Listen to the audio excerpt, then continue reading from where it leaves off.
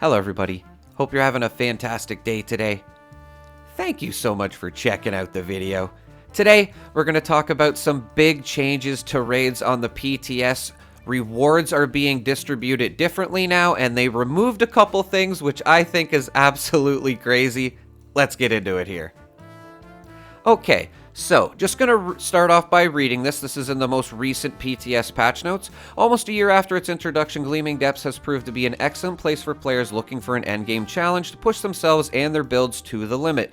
We're introducing a new weekly challenge for Gleaming Depths that can be completed by working through all stages of the raid. Your reward for doing so will be a 4-star legendary cache that contains a 4-star legendary item: armor, power armor, melee weapon, ranged weapon. To go along with this new weekly challenge, we're also redistributing the raid rewards so that the farther you progress in the Gleaming Depths, the more exciting the rewards will be. We know this may cause some disruption to your local EN06 farming group, and you can still farm him for XP, but it was never our intention to have one phase of the raiding experience to be the source of some of the most coveted rewards in the game. Now, I definitely agree with that. You shouldn't be able to get everything from just you shouldn't be able to get everything that is what you get from raids by just farming the first stage, and maybe arguably the easiest stage to do, right? So I totally agree with that. Now, let me just read you this from a Reddit post I found here. I will link this in the description in case you want to go over this yourself, but I pretty much cover it all right here. Now, raid reward changes. General, each encounter drops a subset of the following items: Vulcan Power Armor parts, Vulcan Power Armor plans, Vulcan Power Armor mod plans, legendary mod boxes, all 4 stars, uniques. Other item drops, such as junk, ammo, aid, etc., have been significantly reduced for early stages and moderately buffed for the later stages of the raid. So again, I totally agree with that, but if you're going to be farming the EN, you're definitely not going to be getting as much good stuff as you used to get. It'll still be worth grinding, as we're going to see here though. So, from the EN06, you can get a left leg or right arm part, a 5% chance for a left leg or a right arm plan, 10% mod plans, the cooling vent, headlamp, blue, hydraulic bracers, medic pump, optimized servos, targeting HUD, Tesla coils, ultrasight bracers, and a 10% chance at a 4-star mod, bullies, fractures, pinpointers, rad-powered runners, and scanners. So, out of those 4-star mods for the EN, there's a couple of good ones there that we still probably want to farm the EN for.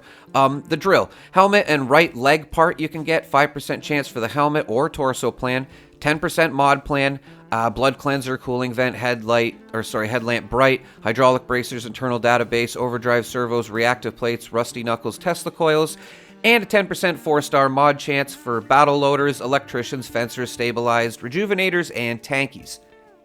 From the Epsilon crew, you can get a helmet or a right arm part, 5% chance of the left arm or the right leg plan, 10% for the mod plan, cooling vent, headlamp blue, hydraulic bracers, medic pump, optimized servers, targeting HUD, Tesla coils, ultrasight bracers, and a 10% chance at a 4-star mod: Aegis, choo-choos, combo breakers, conductors, pounders, and reflective. So, it's starting to see if you want certain stuff, especially the mods, you're gonna have to start doing the whole raids or just trying to farm the ones that you can, which I will get into in a sec here.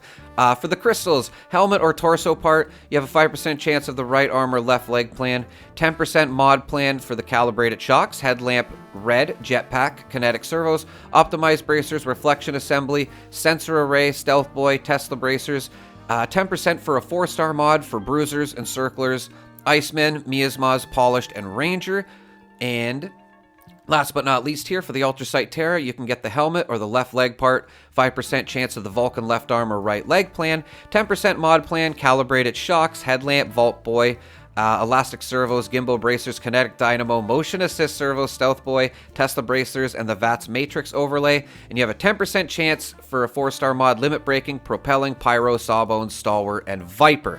Now, if you want the calibrated shocks or some limit breaking, or maybe even, what's the other one there? The gimbal bracers, one of the new plans for the Vulcan, you're gonna have to fight the snake for it. Now, we all know that there is a way to just keep farming the snake, so that's the only thing I don't like about this, is it may encourage people to skip parts of the raid now. I don't know. Just my opinion, of course.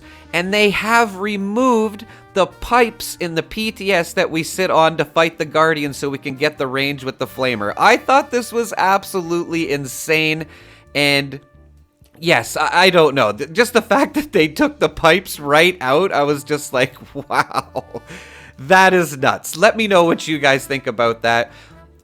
We'll have to see if this is going to make the game too, guys. Just keep in mind this is in the PTS right now, so give us all the feedback you can, in the comments. I'd love to hear from you guys. Of course, what I've said is just my opinion, but looking forward to hearing back from you guys. And yeah, it looks like raids may be changing in the future here. Hopefully for the better as this does come out, but so far some of this stuff I'm just not sure myself. But of course, let me know in the comments.